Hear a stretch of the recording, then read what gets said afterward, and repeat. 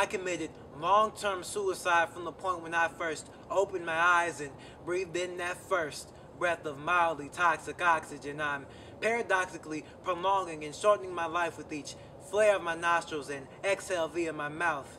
As you see, long-term suicide is simply becoming alive, because as man was meant to live, he was also meant to die.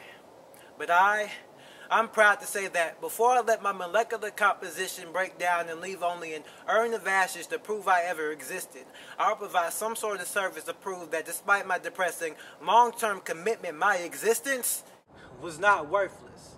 As I walk this earth's surface filled with desolation and desecration and witness 7-year-olds addicted to guns and violence and blood and therefore desensitization, I will reinstate the fear factor of the facts of desperate measures, sickening pleasures, and secret corporate treasures. As a common man struggles to keep afloat, he seeks escape through drugs, lying incapacitated in his sinking boat.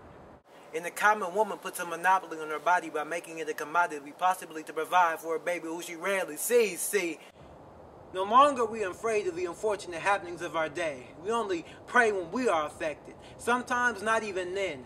No longer do we care about the World's Fair filled with traveling men, main attractions ranging from hurricanes to earthquakes and mutinies to AIDS, 10-year-olds selling crack to 12-year-olds addicted to smack. They'll steal and sell anything for that. They'll steal and scale anything for that. Those blood diamonds their brethren are dying for, but they need that diamond-studded chain to settle the score with the white man. I mean, it's their fault I'm even over here, so if I feel the need to rob your vault to unlock the fabulous life, it's only right. I'm a practicing sarcastic. But back to the plight. It's getting real spastic. It's incredible. It's tremendous. It's fantastic. It's tragic. I ain't even scratched the surface yet. I ain't even scratched the surface yet. I ain't even evoked the mood I wish to beget, so I'm going on a suicide mission and I'll strap words to myself like they're bombs, and I will pop up in the middle of a crowd and make people scream and shout and go off and on until they take me home, until he takes me home. But in the meantime, I'll keep your minds blown.